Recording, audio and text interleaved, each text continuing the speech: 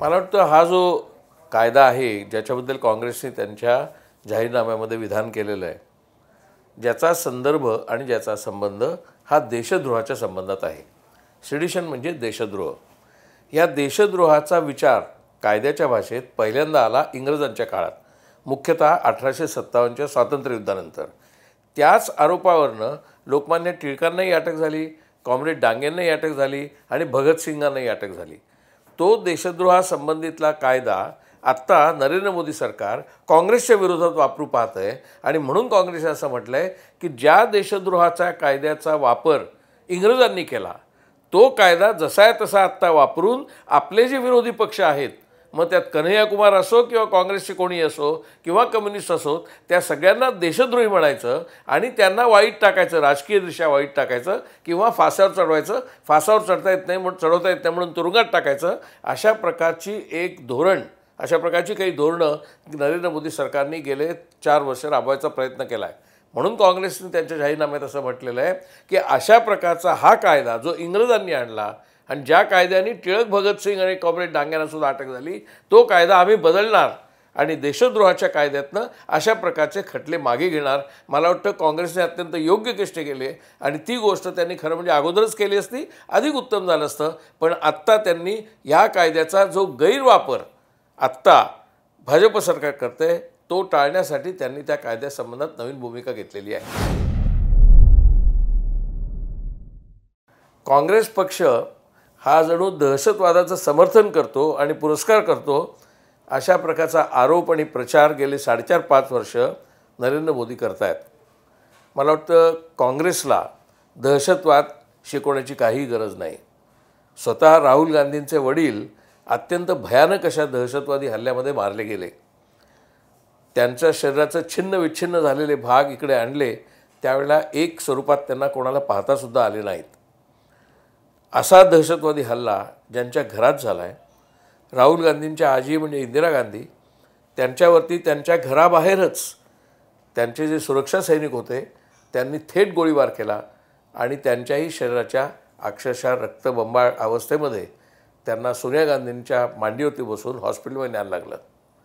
ज्यांनी घरामध्येच असे रक्तरंजित दहशतवादी हल्ले पाहिलेले आहेत त्यांनाच दहशतवादी म्हणण्याचं पाप एका अर्थाने हे भारतीय जनता पक्ष करते. मला असं वाटतं भारतीय जनता पक्षाला दहशतवाद म्हणजे काय माहिती नाही. ह्या देशामध्ये दहशतवादाची सुरुवात, अंतर्गत दहशतवादाची सुरुवात नथुराम गोडसेंनी महात्मा गांधींवरती खुनी हल्ला करून त्यांचा खून करून केली. तीच खुनी परंपरा, तीच दहशतवादी परंपरा पुढे राजीव गांधी आणि अर्थातच त्याच्या अगोदर इंदिरा गांधींवरती झाली होती.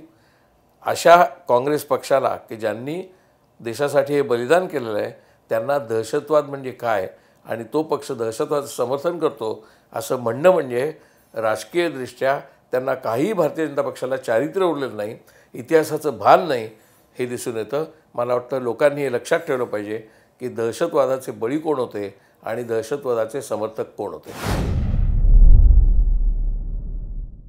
काश्मीरचा प्रश्न हा खूप गुंतागुंतीचा आहे आणि तो केवळ प्रचाराच्या पातळीवरती समजून घेता येणार नाही. 1947मध्ये ज्यावेळी भारताला स्वातंत्र्य मिळालं त्याच वेळेला फाळणी झाली आणि त्यावेळेला अशी स्थिती होती की काश्मीर कदाचित पाकिस्तानमध्ये गेलं असतं. पंडित जवाहरलाल नेहरू आणि वल्लभभाई पटेल यांच्या प्रयत्नांनी काश्मीर भारतामध्ये सामील झालं. ते भारतात सामील होताना आपण करार केला. त्या करारानुसार आपण 370 कलम तिथे जोडलं. त्या 370 कलमानुसार काश्मीरला काही वेगळे अधिकार प्राप्त केले गेले. ते अधिकार ठेवण्यासाठी आणि त्या अधिकारांचं उल्लंघन करण्यासाठी अशा दोन्ही बाजूंनी त्या कायद्याबद्दल प्रयत्न केले जात होते. पाकिस्ताननी तो काश्मीर प्रांत आपल्याकडे येण्यासाठी स्थानिक पातळीवरती काही असंतोष माजवून दहशतवादी निर्माण केले आणि त्या दहशतवाद्यांना काश्मीरमध्ये सोडून काश्मीर त्यांच्या ताब्यात ठेवायचा प्रयत्न केला. भारताच्या लष्कराने त्या दहशतवाद्यांचा बिमोड करून काश्मीर भारताचा एक भाग राहील म्हणून प्रयत्न केला. या पार्श्वभूमीवरती पाकिस्तानच्याकडनं होणाऱ्या घुसखोरीला विरोध आणि तरी काश्मीरी जनतेला त्या दहशतवाद्यांपासून संरक्षण याच्यासाठी लष्कराला काही विशेष अधिकार देण्यात आले. परंतु पुढच्या काळामध्ये लष्कराला दिलेले जे विशेष अधिकार होते त्या विशेष अधिकाराचं आपल्या लष्कराकडनं उल्लंघन केलं गेलं असं आंतरराष्ट्रीय मानवी अधिकार संघटनेने म्हणायला सुरुवात केली. त्याच्याबद्दल चौकशी केल्यावर लक्षात आलं की काही ठिकाणी आपलं लष्कर आपले अधिकार अधिकांश पद्धतीने वापरतं आणि त्याच्यामुळे स्थानिक जनतेमध्ये भारताबद्दलची प्रतिमा वाईट होते. म्हणजे लष्कराला आपण संरक्षण देताना काश्मीर जनतेला दूर टाकायला लागलो आणि काश्मीर जनतेला दूर ठेवताना आपण लष्कराला अधिक जवळ करत गेलो. परिणामी काश्मीरची जनता अधिकाधिक दूर होत गेली. त्याच्यामुळे त्यांच्यातला असंतोष वाढत गेला. तो असंतोष आपल्याला तिथल्या आंदोलनात दिसायला लागला. त्या आंदोलनाला जसा पाठिंबा मिळायला लागला तसा काश्मीर भारतापासून तुटून जाईल अशी भावना निर्माण झाली. त्याला काही प्रमाणामध्ये आपलं धोरण म्हणजे आपण जे लष्कराला पूर्ण स्वातंत्र्य दिलं, विशेषतः राष्ट्रपती राजवट आल्यानंतर, त्याच्यामुळे झालेलं होतं. काश्मीरी जनता ही भारतीय जनता आहे. काश्मीरी जनतेवरती जेव्हा गोळीबार होतो तेव्हा तो भारतीय जनतेवरती गोळीबार होतो. काश्मीरी माणसं ज्यावेळी तिथे मरतात तेव्हा ती भारतीय माणसं मरतात. काश्मीरी स्त्रियांवरती बलात्कार होतात त्यावेळी ते भारतीय स्त्रियांवरती बलात्कार होतात. अशी सर्व व्यवस्था तिथे विचित्र प्रकारची झालेली असताना लष्कराचे काही विशेष अधिकार कमी करून काश्मीरी जनतेला संरक्षण देणं हे अत्यंत आवश्यक आहे. हे काँग्रेस पक्षाने जाहीरनाम्यात स्पष्ट केलं आहे. म्हणजे आपल्या लष्कराला संरक्षणाचे अधिकार ठेवायचे, परंतु इतके द्यायचे नाहीत की त्याच्यामुळे काश्मीर जनताच आपल्यापासून तुटून जाईल.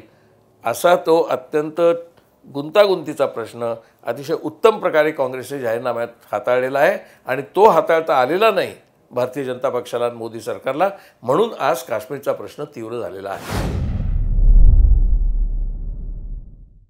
न्याय नावाची जी संकल्पना किंवा योजना काँग्रेसच्या जाहीरनाम्यात मांडली गेलेली आहे, तिचा हेतू काय मला वाटतं नीट समजून घ्यायला पाहिजे. तो हेतू असा आहे की आपल्या देशामध्ये जवळजवळ 20% लोक अजून खूप दारिद्र्यात राहत आहेत. म्हणजे ज्यांचं उत्पन्न 6,000 रुपयापेक्षा सुद्धा कमी आहे दरमहा आणि त्याच्यामुळे त्यांना त्यांच्या जीवनावश्यक गोष्टी नीट खरेदी पण करता येत नाहीत. त्यांचं उत्पन्न महिन्याला 12,000 रुपये तरी किमान व्हावं. म्हणजे त्यांचं उत्पन्न वर्षाला एकूण 6,000 वाढल्यामुळे 72,000 रुपये होईल. म्हणजे त्यांना दरमहा 12,000 मिळतील आणि अजून 6,000 गेल्यामुळे 72,000 रुपये सरकारला त्यांना द्यावे लागतील. हे थोडक्यात त्या न्यायाचं आर्थिक रूप झालं. हे आर्थिक रूप समजून घेताना आपल्याला हे लक्षात ठेवलं पाहिजे की हा जो वर्ग आहे 20% आणि म्हणून मग त्याच्याबद्दल आरोप काय करतात की गरिबी हटाव घोषणा आता 1971 सालपासून आहे, परंतु अजूनही एवढे गरीब आहेत म्हणजे गरिबी हटाव योजना फसली. हे म्हणणाऱ्यांना एक गोष्ट लक्षात येत नाही की 1971मध्ये इंदिरा गांधींनी ज्यावेळेला गरिबी हटाव ही घोषणा आणली त्यावेळेला देशामध्ये प्रत्यक्षात वास्तव पातळीवरती 65 ते 70% लोक गरीब किंवा दारिद्र्य रेषेच्या जरासे वर किंवा जरासे खाली होते.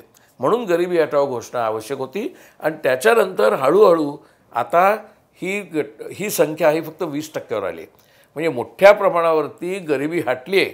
मला वाटतं कोणत्याही मध्यमवर्गातली व्यक्ती कुटुंब त्यांनी स्वतःच्याच उत्पन्नाकडे जर विचार करून पाहिलं तर 1971मध्ये त्यांची उत्पन्नाची अवस्था काय होती, 81मध्ये काय होती, 91मध्ये काय होती, 2001ला काय होती आणि 2011ला काय होती, असं त्यांनी जर हिशेब काढला तर त्यांच्या लक्षात येईल की ज्यांच्याकडे एका चाळीमध्ये एक खोलीसुद्धा नव्हती त्यांच्याकडे आज 2 BHK 1 BHK आहेत. ज्यांना सायकले परवडत नव्हती त्यांच्याकडे आज 2 व्हीलर आहेत किंवा कारसुद्धा आहेत.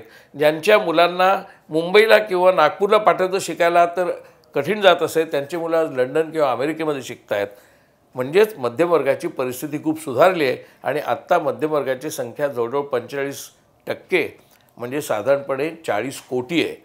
हे 40 कोटी लोक म्हणजे ती मध्यमवर्गीय कुटुंब हे पूर्वी दारिद्र्य रेषेखाली होते. म्हणजे ज्या गरीब कुटुंबांच्याबद्दल आज आपण न्यायामध्ये चर्चा करतोय तशा अवस्थेमध्ये ते होते सगळेजण. ते त्यातनं बाहेरून आज मध्यमवर्ग झालेत. त्यामुळे मध्यमवर्ग हा काही एकदम निर्माण झालेला नाही. ते पूर्वी गरीबच होते. गरिबीतनं आलेला मध्यमवर्ग आहे. तरीसुद्धा अजून 20% गरीब लोक राहिलेले आहेत. त्यांना जर आपण त्यांच्या गरिबीतनं बाहेर काढलं तर 2 गोष्टी होतील. एक म्हणजे त्यांना आपण खरेदीदार करू, त्यांना आपण ग्राहक करू, ते वस्तू विकत घेतील. ते वस्तू विकत घेऊ शकले की एकूण बाजारपेठ विकसित होईल. बाजारपेठ विकसित झाली की उत्पादन वाढेल. उत्पादन वाढलं की अर्थव्यवस्था वाढेल आणि त्या अर्थव्यवस्थेतल्या लोकांना नोकऱ्या मिळतील. कारण उत्पादन वाढल्यामुळे नोकऱ्या निर्माण होतील. म्हणजे न्यायाच्या मार्फत गरिबीतनं बाहेर येण्याचा एक मार्ग गरिबांना सापडेल. त्याचप्रमाणे उत्पादन व्यवस्था वाढेल, त्याचप्रमाणे नोकऱ्यांची सुद्धा संख्या वाढेल. त्यामुळे न्याय ही अनेक अर्थांनी अत्यंत योग्य अशी एक आर्थिक योजना आहे. बरं, गंमत अशी की त्याच्यामुळे खूप त्याचा दबाव होईल का अर्थव्यवस्थेवर, तर रघुराम राजनसारखे जगातले अर्थतज्ञ किंवा थॉमस पिकेटीसारखे जगातले अर्थतज्ञ, साक्षात अमर्त्य सेन यांनी ह्या योजनेला पाठिंबा दिला आहे. मला असं वाटतं की जे टीका करणारे लोक आहेत त्यांना एवढं तर माहिती पाहिजे की अमर्त्य सेन यांना नोबेल पुरस्कार मिळाला आहे अर्थशास्त्रामधला. रघुराम राजनचं नाव त्याच्यासाठी होतं, नोबेल पुरस्कारासाठी होतं. आणि थॉमस पिकेटींना तर जगभर अर्थतज्ञ म्हणून मान्यता आहे आणि त्यांची पुस्तकं आज जगभर विकत घेतली जातात, वाचली जातात आणि त्याच्या आधारे लोक धोरण ठरवतात. न्यायाचा अर्थ थोडक्यात जरी त्याचा शॉर्ट फॉर्म न्याय असला तरी प्रत्यक्षात सुद्धा गरिबांना आर्थिक न्याय मिळावा, त्यांना त्यांच्या विकल अवस्थेतनं बाहेर काढता यावं म्हणून ही व्यवस्था दिली. मला असं वाटतं की गरिबी हटावचा जो 1971चा पहिला टप्पा होता, ज्याच्यातनं भारतातली खूप गरिबी कमी झाली, त्याचा दुसरा टप्पा म्हणजे उरलेल्या 20% लोकांना सुद्धा गरिबीतनं बाहेर काढण्यासाठी ही योजना आहे. मला वाटतं ही योजना आल्यामुळेच भारतीय जनता पक्षामध्ये एकदम गोंधळाचं वातावरण आहे, कारण त्यांनी अशा प्रकारचं कोणतंच धोरण कधी घेतलं नाही. त्यांनी राहुल गांधी म्हणाल्याप्रमाणे सूटबुटकं सरकार चालवलं. ज्या प्रमाणामध्ये ते बड्या उद्योगधंद्यांना आर्थिक सवलती देतात त्याच्या 5% सुद्धा पैसे लागणार नाही आहेत न्यायासाठी. आणि त्याच्यामुळे श्रीमंतांच्या सवलती कमी करून गरिबांच्या सवलती वाढवणं हा थोडक्यात न्यायाचा उद्दिष्ट आहे. काँग्रेसनी त्यांच्या जाहीरनाम्यामध्ये कृषी क्षेत्रासाठी म्हणजे शेतकऱ्यांसाठी एक स्वतंत्र अर्थसंकल्प निर्माण करण्याचं आश्वासन दिलेलं आहे. पूर्वी आपल्याकडे 2 अर्थसंकल्प असायचे, एक होता रेल्वेचा आणि एक असायचा सर्वसाधारण अर्थसंकल्प. आता रेल्वेचा अर्थसंकल्प हा मुख्य अर्थसंकल्पामध्ये आलेला आहे. परंतु शेतीचा वेगळा अर्थसंकल्प करून भारतातला जो शेतकरी वर्ग आहे, मोठं कृषी क्षेत्र आहे, त्याला एक आधार मिळावा, त्याला एक संरक्षण मिळावं, त्यांना एक स्थान मिळावं अर्थव्यवस्थेत, या हेतूने काँग्रेसनी शेतकऱ्यांचा कृषी क्षेत्राचा वेगळा अर्थसंकल्प करायचं ठरवलं आहे. पण हा मुद्दासुद्धा पार्श्वभूमीसहित समजून घेतला पाहिजे. आपण 47 साली ज्यावेळेला स्वतंत्र झालो त्यावेळेला आपला देश प्रामुख्याने इतका कृषीप्रधान होता की 80% लोकांचं जीवनमान हे केवळ शेतीवरती अवलंबून होतं. मोठ्या प्रमाणावरती शेतकरी होते. तुलनेने आता शेतकरी खूप कमी आहेत, कारण उद्योगधंदे वाढले, व्यापार वाढला, सेवा क्षेत्र वाढलं, बँका वाढल्या, विमाधंद्यातले लोक आले, दुकानदार वाढले, म्हणजेच इतर अनेक क्षेत्रामध्ये नोकऱ्या उपलब्ध झाल्या, व्यवसाय उत्पन्न झाले, उत्पन्नाची साधनं निर्माण झाली. त्यामुळे शेतीवरचं अवलंबित्व कमी झालं. दुसरा भाग म्हणजे आपल्या देशातला एक भाग हा अतिशय कृषी संपन्न, म्हणजे तिथे जमीन उत्तम, पाणी उत्तम, पाऊस उत्तम असा आहे. तर दुसरा भाग अतिशय वाईट अवस्थेत, दुष्काळी अवस्थेमध्ये, टंचाईग्रस्त अवस्थेमध्ये शेती करत असतो. म्हणूनच शेतकऱ्यांचे वेगवेगळ्या प्रकारचे प्रश्न तयार होतात. ह्या शेतकऱ्यांच्या वेगवेगळ्या होणाऱ्या प्रश्नांना पुन्हा वेगवेगळ्या राज्यात वेगवेगळे प्रश्न असतात. महाराष्ट्रामध्ये मोठ्या प्रमाणामध्ये पर्जन्य न पडणारा असा प्रदेश आहे आणि ह्या प्रदेशामधली शेती म्हणजे जिरायती शेती, दुष्काळी शेती आणि सुपीक भागातली शेती याचे वेगवेगळे प्रश्न असतात. प्रत्येक राज्यातही असे वेगवेगळे प्रश्न असतात. त्यामुळे कृषी क्षेत्राला एक वेगळ्या प्रकारे अभ्यास करून त्याचं प्रत्येक राज्यातलं स्थान लक्षात घेऊन त्या अर्थाने त्यांना कर्ज द्यायचं की नाही, किती कर्ज द्यायचं, किती व्याजाने कर्ज द्यायचं, शेतीमालाला भाव काय असावा, याच्याबद्दल सविस्तर असा अभ्यास स्वामीनाथन यांनी केला. त्या स्वामीनाथनच्या अभ्यासानुसार किती शेतीमालाला काय दर असावा याचे काही निकष ठरवण्यात आले. कर्जाच्या संबंधात कर्जमाफी केव्हा करावी, केव्हा करू नये ह्याचे काही निकष तयार झाले. हे सगळे शेतीचे निष्कर्ष वेगवेगळ्या राज्यात पूर्णपणे अंमलात आणताना आपल्याला एक वेगळाच त्याचा अर्थसंकल्प असेल तर तो उद्योगाच्या आणि सेवा क्षेत्राच्या पेक्षा नीटपणाने सांभाळता येईल आणि शेतकऱ्यांवरती अन्याय होणार नाही पाहता येईल.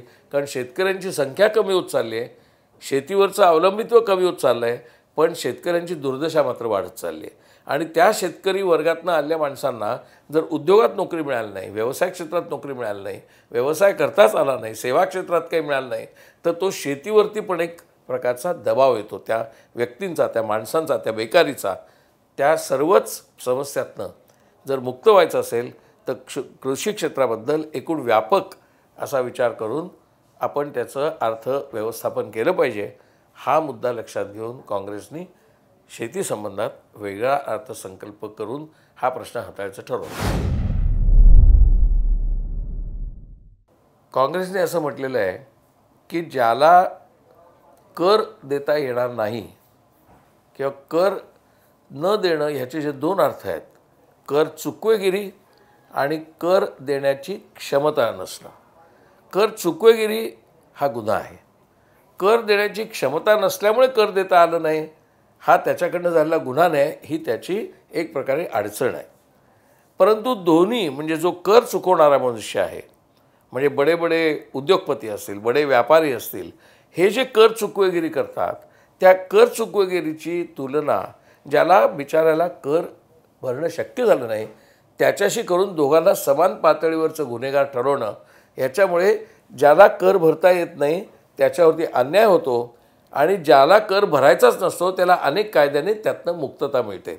त्याच्याचमुळे कर न भरणं हा गुन्हा आहे का कर न भरणं हा क्षमतेचा प्रश्न आहे त्याच्या आर्थिक, याचा विचार करूनच तो मुद्दा स्वीकारायला हवा, असा एक प्रश्न काँग्रेसने मांडलेला आहे.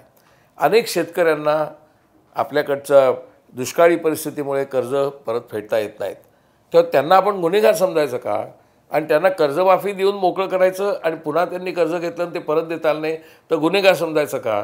म्हणजेच त्यांची कर्ज फेडण्याची क्षमता लक्षात घेऊन किंवा अनेक मध्यमवर्गीय लोकांना ते छोटे व्यवसाय सुरू करतात, छोटे उद्योग सुरू करतात, ते बँकांकडनं कर्ज काढतात, परंतु छोटे उद्योग आणि छोटे व्यवसाय ज्याला स्मॉल अँड मिडियम सेक्टर असं म्हणतात, त्यांना अनेक अडचणी प्रत्यक्ष त्यांचा उद्योग चालवण्यातच असतात. बाहेरच्या बाजारपेठेमध्ये काय चढ उतार होतात त्यानुसार त्यांचा उद्योग व्यवसाय घडत असतो किंवा बिघडत असतो आणि म्हणून त्यांनासुद्धा पैसे भरता आले नाहीत कराचे, म्हणून त्यांना गुन्हेगार ठरवणं हे अत्यंत अयोग्य आहे, अन्यायी आहे आणि ते उद्योग व्यवस्थेच्याच विरुद्ध आहे. कारण त्यामुळे उद्योग बंद पडतात आणि नोकऱ्या कमी होतात. ह्या पार्श्वभूमीचा विचार करून काँग्रेसने असं म्हटलं आहे की कर चुकवणं ही गुन्हेगारी आहे, परंतु कर देण्याची क्षमता नसणं हा एक आर्थिक समस्येचा प्रश्न आहे आणि म्हणून ज्यांना कर देता येत नाही आहे आर्थिक क्षमतेनुसार त्यांचा विचार वेगळा व्हायला हवा. म्हणजेच कर चुकला जाणं ही गुन्हेगारी नसून ती एक आर्थिक क्षमतेचा प्रश्न आहे. तो क्रिमिनल लॉच्या ऐवजी सिव्हिल लॉमध्ये यावं असं त्यांचं म्हणणं आहे आणि ते योग्य आहे. त्याच्यामधून बड्या लोकांना मुक्तता नाही. काँग्रेसच्या या धोरणामध्ये बड्या करचुकवेवाल्यांना मुक्तता नाही आहे, परंतु खरी अडचण असलेल्या शेतकऱ्याला, मध्यमवर्गीयाला, मध्यम उद्योजकाला मात्र याच्यातनं मोठे एक रिलीफ मिळू शकतो, एक सुरक्षा मिळू शकते. तेव्हा मला वाटतं कराच्या संबंधातलं धोरण या पद्धतीने बघायला हवं. आता सर्वात आधी बातम्या मिळवा आमच्या मोबाईल न्यूज ॲप्लिकेशनच्या सहाय्याने. अँड्रॉइड किंवा iOS प्लॅटफॉर्मवर जाऊन HW न्यूजचे ॲप सर्च करा, डाउनलोड करा. आपल्याला हवी ती भाषा निवडा. आजच्या बातम्यांच्या गर्दीतून आपल्या कामाची बातमी मिळवा फक्त HW न्यूजवर.